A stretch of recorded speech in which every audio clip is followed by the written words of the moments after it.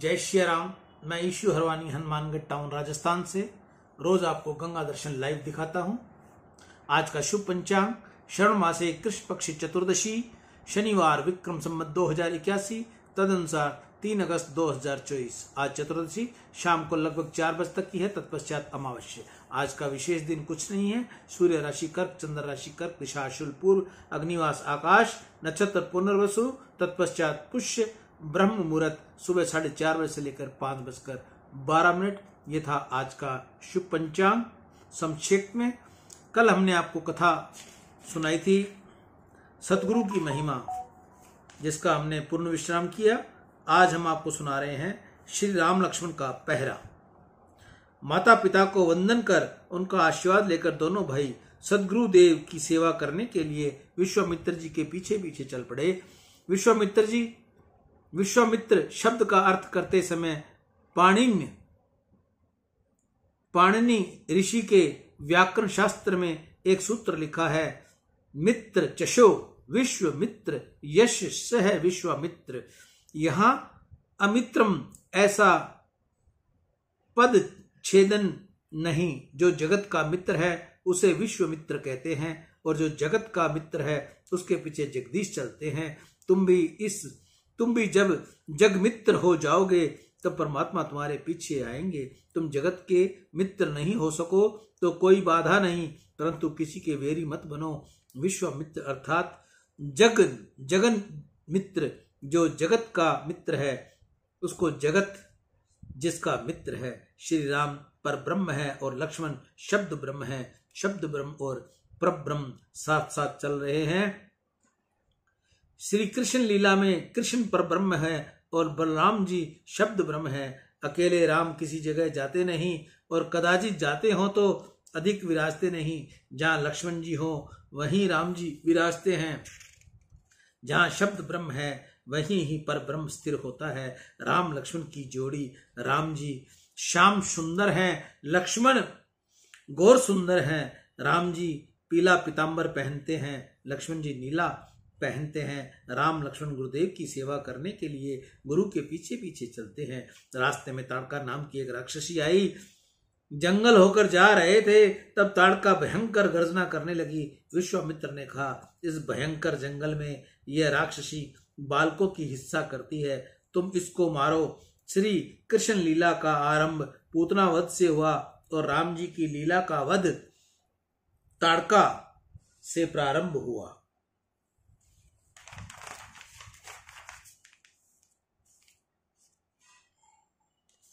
ताड़का राक्षसी है, वासना भी राक्षसी है। वासना ऐसी राक्षसी है कि जिसको जितना प्राप्त हो जाता है उतनी ही उसकी भूख बढ़ती है। ये वासना ऐसी राक्षसी है कि ये खिलाने वाले को भी खा जाती है। खिलाने वाले को खा जाने के बाद भी उसकी तृप्ति होती नहीं। अनेक बार मनुष्य ऐसा समझता है कि जीभ, आंख, मन और आदि इंद्रियां जो सुख मांगे वह एक एक के भोग लूं, बाद में शांति रहेगी। अरे इंद्रियां मांगे वह सुख भोगने से तो वासना बढ़ती है। भोगने के पश्चात ऐसा आभास होता है कि शांति मिली है, परंतु वह खोटी शांति है। भोग तो उल्टे अशांति बढ़ाते हैं। इन इंद्रियों का लाड अनेक बार किया है, फिर भी वासना शांत नहीं होती। भोग भोगने से वासना शांत नहीं होती। शरीर रोगी हो, असक्त हो तो भी वासना शांत नहीं होती। शरीर वृद्ध हो जाए फिर भी वासना तृप्त नहीं होती। वासना शांत होती है विवेक से। राम जी इसको विवेक रूपी बाण से मारते हैं। राम जी का जो धनुष है वह ज्ञान स्वरूप है, विवेक के बाण है। धनुष का आकार थोड़ा ओंकार का जैसा है। श्री रामचंद्र जी धनुष बाण को सज्जित रखते हैं। तुम भी ज्ञान धनुष की विवेक वाणी से हमेशा सज्जित रहो। राक्षस काम किस समय विघ्न करने आ जाए ये कहा नहीं जा सकता। राक्षस तुम्हारे पीछे लगे हुए हैं, तुमको मारने आते हैं, परंतु राम जी की तरह तुम धनुष बाण को सज्जित रखोगे, ज्ञान विवेक को सचेत रखोगे तो राक्षस मरेंगे। राक्षस मर नहीं गए हैं, राक्षस तो अब भी जीवित हैं और सर्वत्र फिरते हैं। काम, क्रोध, लोभ, मोह इत्यादि सब राक्षस है। वे असाध्य जीव को मारते हैं। प्रति क्षण जो सज्जित रहता है, सावधान रहता है, उसको राक्षस मार नहीं सकते। प्रभु ने ताड़का का वध किया। ताड़का पूर्व जन्म में दक्षिणा यक्षिणा थी। ये अगस्त ऋषि को त्रास देने लगी तो ऋषि ने उसको शाप दे दिया और वह राक्षसी हो गई। रघुनाथ ने ताड़का का उद्धार किया। तत्पश्चात श्री राम लक्ष्मण विश्वामित्र जी के आश्रम में पधारे। श्री राम लक्ष्मण का दर्शन करके ऋषियों को आनंद हुआ। ऋषि कुमारों के साथ श्री राम लक्ष्मण का प्रेम हुआ। श्री रघुनाथ जी ने विश्वामित्र जी से कहा, गुरुदेव अब आप यज्ञ का आरंभ कीजिए। श्री राम है कोशकम प्रह सुने दीक्षा परिष्टयाम। सुंदर मंडप की रचना की गई। यज्ञ मंडप के द्वार पर श्री राम लक्ष्मण धनुष का बाण चढ़ाकर खड़े हुए। 16 वर्ष के राम लक्ष्मण बहुत सुंदर दिखते थे। श्री रघुनाथ जी का मुख सुंदर है, आंख रम्य है, वक्ष विशाल है, बल छाती में होता है। वक्ष जिसको विशाल होता है बल बहुत होता है। राम जी का हाथ घुटनों के स्पर्श करता है। श्री राम आजानुभाव है। हाथ का घुटने को स्पर्श करना महायोगी और अति भाग्यशाली का लक्षण है। कदाचित तुमको लगता हो कि हमारा हाथ भी घुटने को लगता है। अरे बैठे बैठे घुटने को हाथ लगे उसका कुछ अर्थ नहीं। खड़े होने पर हाथ घुटनों को स्पर्श करे तो महायोगी का है, महाभाग्यशाली का लक्षण है। श्री राम का हाथ बहुत लंबा है। एव वैष्णव ने राम से पूछा कि महाराज आपका हाथ इतना लंबा क्यों है? राम जी ने कहा, मेरे भक्त दर्शन करने आते हैं, उन सब से एक एक से मिलने की मेरी बहुत इच्छा होती है। मेरे हाथ इसलिए लंबे रखे हैं कि यदि कोई मेरा भक्त बहुत छोटा हो तो उसको पूर्ण रूप से भुजा ही में लेकर संपूर्ण आलिंगन दे सकूं। श्री राम बहुत भोले हैं, अतिशय सरल है, प्रेम की मूर्ति हैं। राम जी ऐसे दयालु हैं कि रीछ और वानरों से भी मिलते हैं, रीछ वानर के साथ भी प्रेम करते हैं। श्री राम यज्ञ मंडप द्वार पर खड़े हैं। अधिकतर मंदिर में ठाकुर जी खड़े ही होते हैं। यदि तुम द्वारिका जाओगे तो देखोगे तो द्वारिका में खड़े हुए हैं। तुम पंढरपुर गए होंगे, पंढरपुर में श्री विठलनाथ जी महाराज खड़े हैं। पंढरपुर में विठलनाथ महाराज जी का स्वरूप ऐसा सौम्य और मंगलमय है कि दर्शन करते समय ऐसा लगता है कि खड़े होकर प्रभु किसी की प्रतीक्षा कर रहे हैं। ठाकुर जी का श्रीअंग तो बहुत ही कोमल है, फिर भी वे भक्तों के लिए खड़े हुए हैं। एक दिवस मन में थोड़ा विचार आया कि ठाकुर जी समस्त दिवस खड़े रहते हैं, जिसमें इनके कोमल चरणों को इतना परिश्रम होता होगा। तुमको कोई 1 घंटा खड़ा रखे तो तुम्हारी क्या दशा हो। श्री रघुनाथ जी में श्री नाथ जी के बाबा भी खड़े हैं। अब आंध्र प्रदेश में जाओ तो वहां श्री बालाजी महाराज भी खड़े हैं। परमात्मा जगत को बोध देते हैं कि अपने भक्तों के लिए जो आतुर होकर खड़ा हूं, मैं श्री राम के जीव मात्र से मिलने के लिए आतुर हूं, परंतु यह जीव ही अभागा है। जीव को किसी दिन ऐसी इच्छा होती नहीं कि मुझे परमात्मा से मिलना है। इस शरीर के लिए मिलने में सुख नहीं। अरे शरीर के मिलने से सुख होगा हो तो मुर्दे को मिलने में क्यों सुख होता नहीं। मुर्दे भी हाथ है, पग है, मुंह है, आंख है, सब ही है। 2 शरीर से मिलने से सुख होता नहीं, परंतु 2 प्राण एक होते हैं, इसमें आनंद जैसा लगता है। जीव मिलते हैं इससे सुख होता है, तो जीव मिलने से सुख होता हो तो जीव और ईश्वर मिले तब जीव को कैसा आनंद होगा। ईश्वर के समस्त जीव सूक्ष्म रूप से रमते हैं। समस्त जीवों में से एक साथ मिलने में कितना आनंद आएगा। आत्मा परमात्मा का मिलन अर्थात परमानंद मानव को मानव के साथ मिलने का कदाचित सुख हो, परंतु यह निश्चय है कि इस मिलन में 1000 गुना दुख भी है। जहाँ संयोग है वहां वियोग अवश्य होता है। संयोगा प्रयोगांत, संयोग वियोग के लिए ही होता है। जगत में कोई भी स्त्री पुरुष के मिलने की इच्छा रखना नहीं, इसमें वियोग का दुख अवश्य है।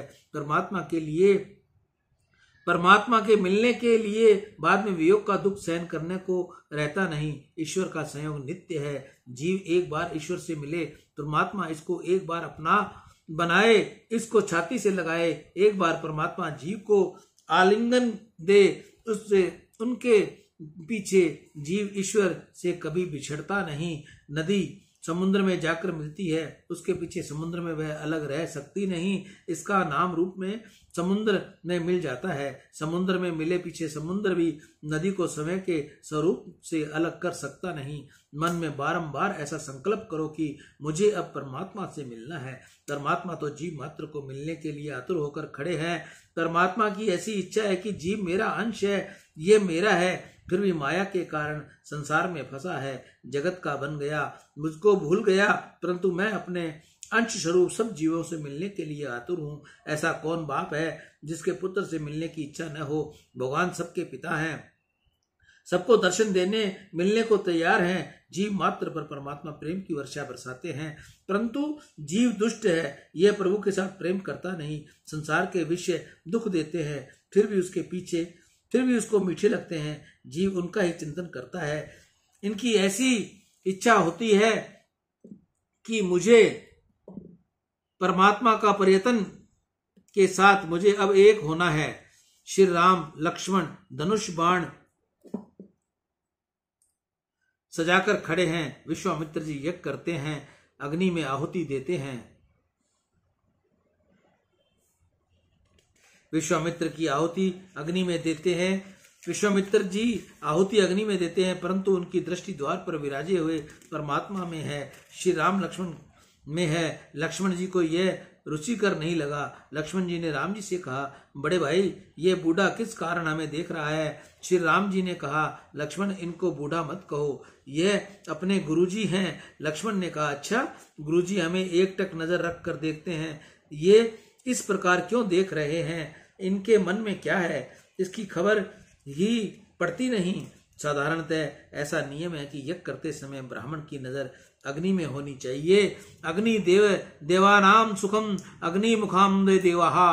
अग्नि परमात्मा का सुख है, अग्नि द्वारा भगवान आरोगते हैं। घर में तुम ठाकुर जी को भोग धरो, परंतु अग्नि में आहुति न दोगे तब तक प्रभु तृप्त होते नहीं। अग्नि में आहुति देनी ही चाहिए। शास्त्र में लिखा है कि घर में रसोई हो तो उस कारण से अनेक जीवों में हिंसा भी होती है। रसोई बनाने में अनेक जीव मरते हैं और वह हिंसा का पाप अन्न में आ जाता है। अन्न द्वारा ये पाप रखने खाने वाले के माथे आता है। अन्न से मन बिगड़ता है, इसलिए अन्न को शुद्ध करना बहुत जरूरी है। अन्न को शुद्ध करने के लिए अग्नि में आहुति दी जाती है। तो मेरा आप सभी भाई बहनों से इस कथा को पढ़कर एक अनुरोध है कि जब भी आपका भोजन तैयार हो जाए, भोजन तैयार होकर सबसे पहले कटोरी में डालकर अग्निदेव को समर्पित करो, ताकि आपका भोजन शुद्ध हो जाए।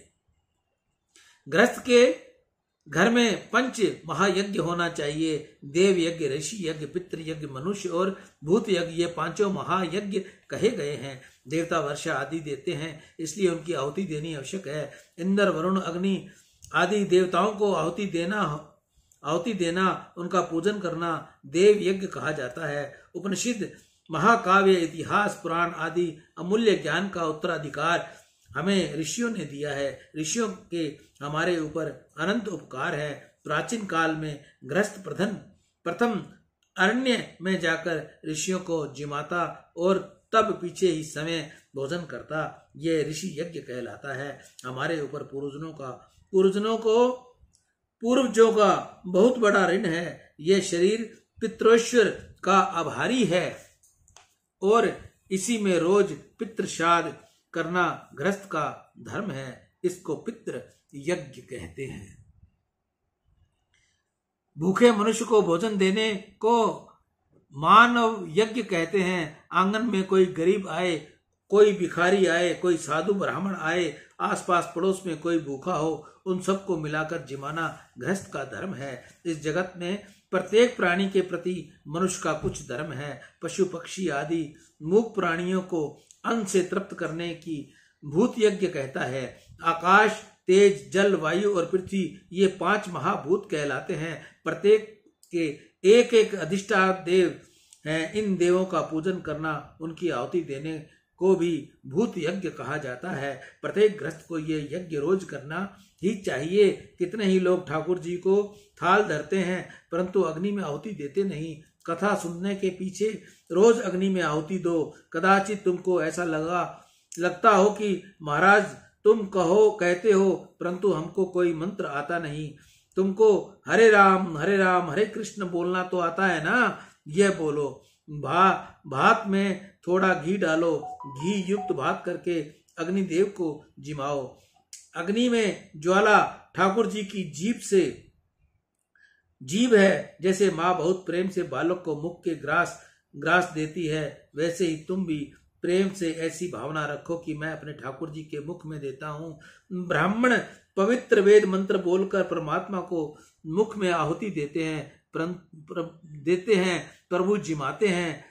समार्थ वैष्णव देव को अग्निदेव को आहुति देने के पीछे भगवान को भोग धरते हैं। समार्थ लोग ऐसा मानते हैं कि अग्नि में आहुति देने से ही अन्न शुद्ध होता है, और अन्न शुद्ध हो जाए तभी परमात्मा को अर्पण करना चाहिए। अशुद्ध अन्न भगवान को क्यों अर्पण हो? वैष्णव की ऐसी भावना होती है कि ठाकुर जी न आरोगेंगे तब तक अग्निदेव भोजन करते नहीं। इससे वैष्णव प्रथम भगवान को भोग धरते हैं और पीछे अग्नि को आहुति देते हैं। दो में से कोई भी सिद्धांत अपनाओ, भगवान को भोग घर की अग्नि में आहुति दो अथवा प्रथम अग्नि में आहुति देकर पीछे भगवान को भोग धरो। दोनों सिद्धांतों में अग्नि उपासना आवश्यक है। अग्नि और सूर्य ये दोनों देव प्रत्यक्ष हैं। अरे पेट में भी अग्नि है, इसलिए मानव जीवित रहता है। पेट में रहने वाला अग्निदेव शांत हो तो पीछे अयुक्तम केशवम हो जाता है, मरण हो जाता है। अग्नि के आधार से जो रसोई हुई उसमें अग्नि में बहुत आहुति दिए बिना जो खाता है वह पाप खाता है। जो परमात्मा को भोग धरता नहीं, अग्नि में आहुति देता नहीं और समय खा लेता है, वह अन्न खाता नहीं, पाप खाता है। केवल समय के लिए रांध कर खाता है, वह पाप खाता है। जब अग्नि में आहुति दो तब भगवान का स्मरण करो और ऐसा भाव रखो कि ठाकुर जी को जिमाता हूँ, फिर वह अन्न नहीं रहता, अमृत बन जाता है। खाना पाप नहीं, परंतु भगवान को अर्पण किए बिना खाना पाप है। भगवान को नैवेद्य ग्रहण कराने के बिना खाना नहीं, नारायण का ही है और नारायण को ही अर्पण करना है। प्रेम से अर्पण करोगे तो भगवान प्रसन्न होंगे। ईश्वर को तो कोई अपेक्षा नहीं, वह तो समय आनंद रूप है। ठाकुर जी को ऐसा इच्छा नहीं कि वैष्णव मुझे भोग लगाए। ठाकुर जी पूर्ण निष्काम है। भगवान तो भक्तों को राजी करने के लिए आरोपते हैं। भगवान के घर क्या कमी है? यह सब कुछ उनका ही दिया हुआ है। भगवान को भोग न धरो, उससे भगवान भूखे रहने वाले नहीं, परंतु तुमको किसी भी दिन भूखे रहने का प्रसंग आ जाएगा। इस जन्म में नहीं तो अगले जन्म में भगवान को भूख लगती ही नहीं। भगवान तो हमारे भाव को देखते हैं। अपने शरीर से प्रेम रखते हो, उससे विशेष प्रेम भगवान से रखो। घर में कोई जीवने वाला हो तो भगवान के लिए रसोई बनाओ। जिस घर में भगवान के लिए रसोई होती है उस घर में अन्नपूर्णा विराजती है, उस घर में अन्न की कमी नहीं होती। अग्नि में हवन करते समय ब्राह्मण की नजर अग्नि में होनी चाहिए, परंतु विश्वामित्र जी यज्ञ करते हैं उस समय अग्नि पर नजर रखते नहीं, राम जी पर नजर रखते हैं। विश्वामित्र जी के विचार किया कि यज्ञ, दान, जप, तप, तीर्थ यात्रा इन सभी साधनों का फल है मन की शुद्धि। सत्कर्म करने से मन का मैल धुलता है। सत्कर्म का फल है मन की शुद्धि और मन की शुद्धि का फल है श्री राम दर्शन। जिसका मन अतिशय शुद्ध हो उसको ही परमात्मा के दर्शन होते हैं। मानव का मन शुद्ध नहीं। अब लोग ऐसा कहते हैं कि अब काल बिगड़ा है, जगत बिगड़ा है। अरे समय नहीं बिगड़ा, जगत नहीं बिगड़ा, केवल तुम्हारा हृदय बिगड़ा है। जगत बिगड़ा हो कि वह जगत ठीक हो, इससे तुमको क्या लाभ? मानव का मन बहुत बिगड़ा है और उस मन का मैल धोने के लिए साधन है। मन सुधरे तो सब सुधरता है, मन बिगड़े तो सब बिगड़ता है। जगत बिगड़ा है यह मान्यता खोटी है। अपना मन बिगड़ा है, अर्थात जगत के पाप की अपेक्षा इस मन में बहुत पाप भरे हैं। मन के रावण को भरा है, मन में रावण भरा है। मन बिना कारण पर धन पर स्त्री का चिंतन करता है। पर धन पर स्त्री का चिंतन करने से मन का अंध पतन होता है। मन बहुत अशुद्ध होता है। मन अशुद्ध होने के कारण जगत बिगड़ता है, ऐसा लगता है। सियावर राम जय जय राम, मेरे प्रभु राम जय जय राम। जय मंगल भवन अमंगल हारी, द्रवौ दशरथ अजर बिहारी, दीन दयाल विरुद्ध संहारी, हरहु नाथ मम संकट भारी। जय श्री राम। मैं ईशु हरवानी तुलसी की माला गंगा दर्शन से रोज आपको गंगा दर्शन लाइव दिखाता हूँ। जो भाई लोग बहनें माताएं मंदिर में जाती हैं और मंदिर में जाते पहले घंटा बजाती हैं और फिर प्रभु के आगे हाथ जोड़कर आंखें मूंद कर प्रभु का शरण करती हैं, प्रभु को अपनी आंखों में विराजती हैं और उनसे अपना प्रार्थना करती हैं, उसके बाद परिक्रमा करती हैं, जो भी और देवी देवता भगवान बैठे हैं उन सब की पूजा अर्चना करते हैं, और जब अब वापसी जाना होता है तब दोबारा फिर घंटा बजाती हैं। दोबारा घंटा बजाने का अर्थ किसी को पता नहीं, कुछ ही लोगों को पता होगा, लेकिन मैं आज आपको बता देता हूँ। जिनको पता है उनको भी, और जिनको नहीं पता है उनको भी मैं आज बता देता हूँ कि जाते समय घंटा नहीं बजाना चाहिए। जैसे अतिथि आपके घर में आता है तो घर की बार बैल बजाता है, दरवाजे को खटखटाता है, बाप बैठा हो तो कहता है बेटा देखो कौन आया है, और बेटा जाकर देखता है कि पिताजी अंकल आए हैं, क्या बोला उनको अंदर ले आओ। अब उनसे बातचीत हो गई, सब कुछ हो गया, अंकल जी गए दोबारा फिर घंटी बजा के गए। बेटे ने कहा, बाप ने कहा बेटे से, बेटा जाके देखो द्वार पर कौन आया है। बेटा भागता हुआ बाहर गया, पापा द्वार पर तो कोई नहीं आया, वो अंकल ही जा रहे हैं। तो बाप ने कहा अच्छा अंकल जाते टाइम भी घंटी बजा कर गए हैं, तो आप देखो मर्यादा क्या कहती है, जाते टाइम घंटी बजानी चाहिए या नहीं बजानी चाहिए, ये आपकी अपनी सोच है। जाते समय घंटी नहीं बजानी चाहिए। प्रभु से मिलन हो गया तो उसके बाद में जय श्री राम। ईशु हरवानी, हनुमानगढ़ टाउन, राजस्थान से राम।